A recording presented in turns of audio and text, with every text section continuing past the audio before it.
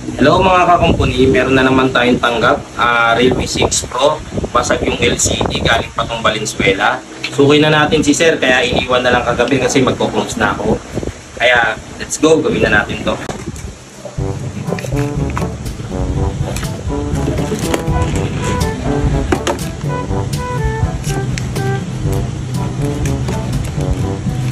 Turog na rin yung likod niya. Kaya kami mabilang likod eh.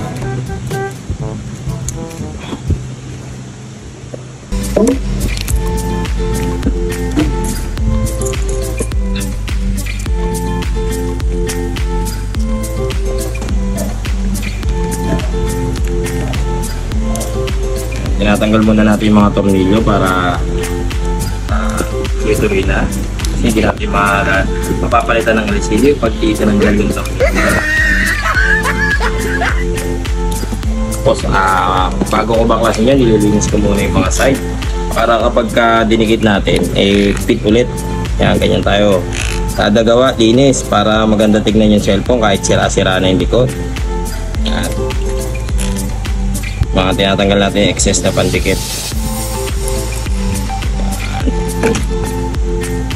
Tanggal na ako SIM tray. Ginat na pala tong unit, pinang basag.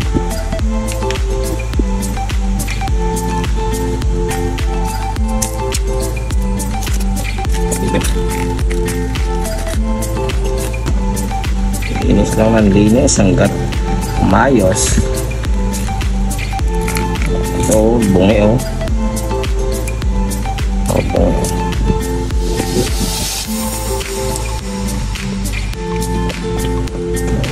Yan yung bago. Yun. May bagong LCD mga kakumpuni. Ayan, kinakabit ko na.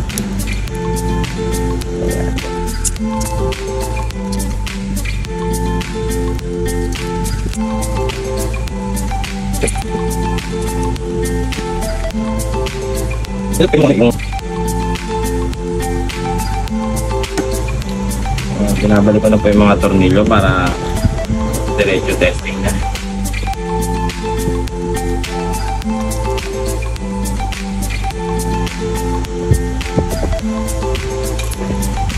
Finish step.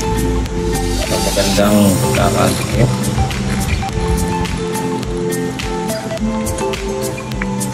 Yun. Na. Yan, okay na. Okay na. Thank you. Okay na. Good.